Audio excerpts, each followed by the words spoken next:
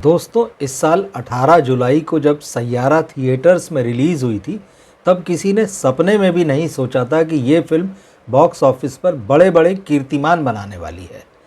अब 7 हफ्तों के बाद ये फिल्म थिएटर से उतर चुकी है और इसने टोटल कितनी कमाई की है, ये बात बहुत सारे लोग जानना चाहते हैं।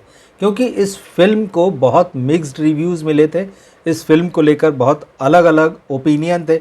एक तरफ तो बहुत ज़्यादा क्रेज़ दिख रहा था इस फिल्म का, दूसरी तरफ लोग हंसी भी उड़ा रहे थे कि ये क्या पागलपन है, कोई अस्पताल से उठकर चला आ रहा है, कोई थिएटर में अपने कपड़े फाड़ रहा है, कोई वहीं ज़मीन पर लौट जा रहा है, कोई रो रहा है, कोई चीख चिल्ला रहा है, कोई गर्लफ्रेंड को गले लगा ले रहा है। ये सारी चीज़ें थिएटर्स में हो रही थी और समझ में नहीं आ रहा था कि ये क्या चीज़ हो रही है। एक तरफ तो बहुत सारी आलोचना है, हंसी उड़ाई जा रही है, और एक तरफ थिएटर्स में इस फिल्म को प्यार करने वाले, इस फिल्म की जो लीड कास्ट है उसको, जो कि नई है, डेब्यूटेंट है, उसको प्यार करने वाले बहुत सारे लोग हैं। क्या मामला रहा आखिर, ये आने वाले समय में लोग इसको लेकर स्टडी करेंगे, ये भी हो सकता है। मगर फ़िलहाल इस वीडियो में मैं आपको ये बताऊंगा कि इस फिल्म ने बॉक्स ऑफिस पर कुल मिलाकर कितनी कमाई की है, कौन कौन से रिकॉर्ड तोड़े हैं और इसका फाइनल नतीजा क्या रहा है।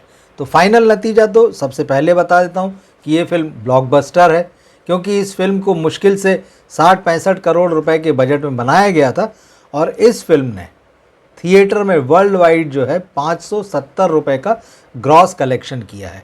जी हाँ, ये 600 करोड़ रुपए से सिर्फ 30 करोड़ रुपए दूर रह गई, लेकिन 570 करोड़ रुपए के साथ में ये इस साल बॉलीवुड की दूसरी सबसे ज़्यादा कमाई करने वाली फिल्म है। पहले नंबर पर है छावा, विकी कौशल वाली। तो ये तो सबसे ख़ास बात है। आहान पांडे और अनीत पड्डा, हालांकि अनीत पड्डा इससे पहले इक्का दुक्का फिल्मों में आ चुकी थी, एक आध वेब सीरीज़ में भी वो दिख चुकी थी, लेकिन इस फिल्म से उनको रियल पहचान मिली। वो लीड एक्ट्रेस के रूप में आई इस फिल्म में।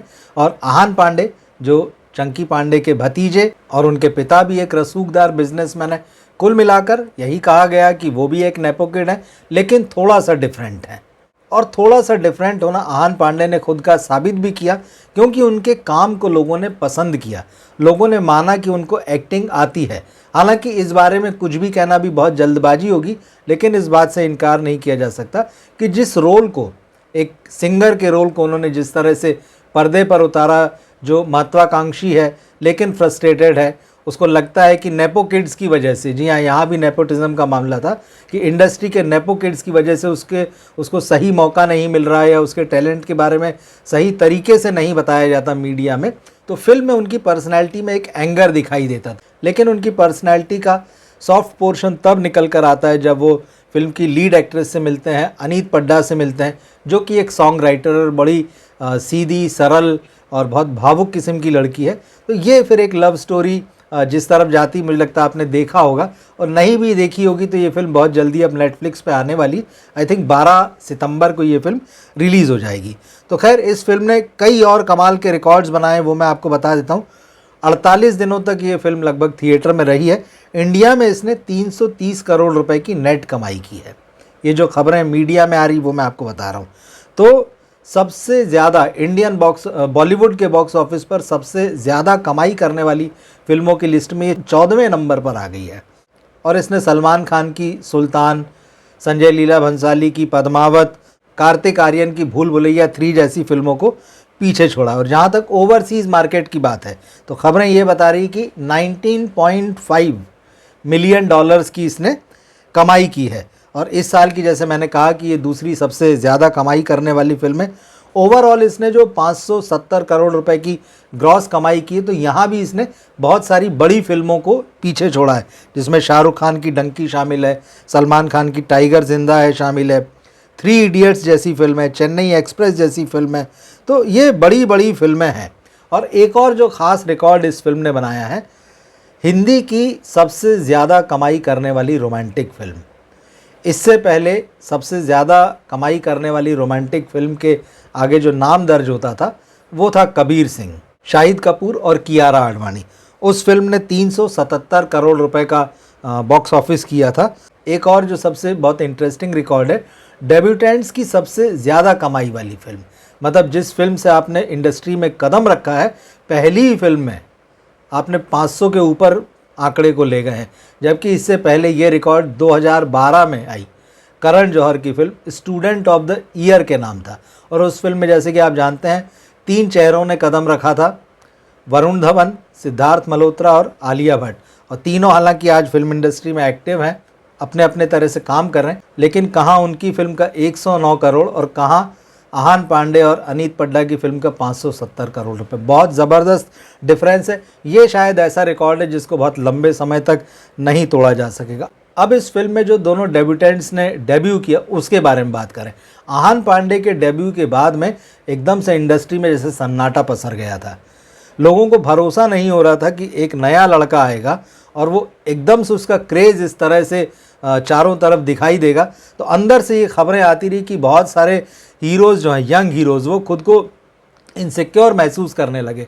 वो अपने आसपास लोगों से पूछने लगे कि क्या ये जो बॉक्स ऑफिस के कलेक्शन आ रहे हैं ये क्या रियल हैं, या ये जो क्रेज़ दिखाई दे रहा है, जो वीडियोज़ आ रहे हैं, क्या ये सचमुच आहान को लेकर इस तरह का क्रेज़ है। तो जब उन्हें पता चला कि हाँ ये रियल है, तो बहुत सारे लोगों के पैरों के नीचे से ज़मीन खिसक गई। उनको लगा कि एक ऐसा लड़का आ गया है जो नॉन स्टार है, मतलब आज की तारीख तक वो स्टार नहीं है, लेकिन वो हमारे स्टारडम से भी ज़्यादा उसका स्टारडम हो चुका है। तो इस बात ने बहुत सारे लोगों की नींदें छीन ली। और जहाँ तक अनीत पड्डा का मामला है, तो वो फिल्म इंडस्ट्री से बाहर से आती हैं, तो फिल्म इंडस्ट्री की वो एक्ट्रेसेस जो नेपोकिड हैं, उनके सामने ये बड़ी मुश्किल खड़ी हो गई। उनकी नींदें ख़राब हो गई कि एक लड़की, ये जो आउटसाइडर है, उसने इंडस्ट्री में इतनी ज़ोरदार धमक के साथ में एंट्री की है।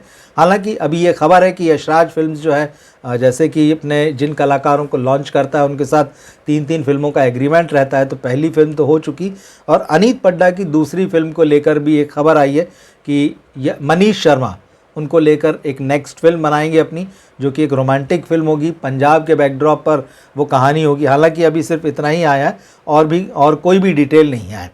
एक चीज़ और रही इन दोनों के साथ में कि इन दोनों को यशराज फिल्म्स ने रिलीज़ से पहले मीडिया में लोगों से नहीं मिलने दिया, इंटरव्यू वगैरह नहीं कराए, इंट्रोड्यूस भी नहीं कराया किसी से। हालांकि अब फिल्म जैसे थिएटर से उतर चुकी है, एक मैगजीन हॉलीवुड रिपोर्टर में इनका इंटरव्यू छपा है, उसके अलावा इन्होंने कहीं मीडिया से कोई बातचीत नहीं की। तो एक तरह से इनकी एक्सक्लूसिवनेस जो है वो बरकरार है। लोग इनके बारे में ज़्यादा नहीं जानते हैं, इनको लोगों ने ज़्यादा खुले में नहीं देखा है, तो इसलिए अभी भी इनको लेकर एक क्रेज़ जो है वो बना हुआ है। तो देखते हैं कि यशराज फिल्म्स की जो नेक्स्ट फिल्में होंगी उनमें ये दोनों जब नज़र आएंगे, साथ साथ आएंगे या अलग अलग आएंगे, अभी कुछ नहीं कह सकते। लेकिन इतना ज़रूर है कि इतनी मोटी कमाई के साथ में पहली फिल्म में 570 करोड़ रुपए की, उन्होंने ये तो साबित कर दिया है कि फिल्म इंडस्ट्री में अच्छी फिल्मों की ज़रूरत है, अच्छे एक्टर्स की ज़रूरत है। जो स्टार्स ये समझते हैं कि लोगों ने हमको सर आँखों पर बैठा रखा है और हम तो आसमान छू रहे हैं, उनको गलत साबित कर दिया है। अगर आप अच्छी कहानी और अच्छे टैलेंट के साथ आएंगे तो सिनेमा चलेगा, ये बात भी प्रोड्यूसर्स को समझ लेनी चाहिए। तो आहान पांडे और अनीत पड्डा की पहली फिल्म का कलेक्शन 570 करोड़ रुपए फाइनल आया है। क्या सोचते हैं आप इस बारे में? क्या आपने फिल्म देखी है? इन दोनों एक्टर्स को आपने किस तरह से रेट किया है? आपको क्या लगता है कि इनका फ्यूचर कैसा होगा बॉलीवुड में? कमेंट बॉक्स में ज़रूर लिख कर बताइएगा। मिलते हैं फिर हम अगले वीडियो में। नमस्कार।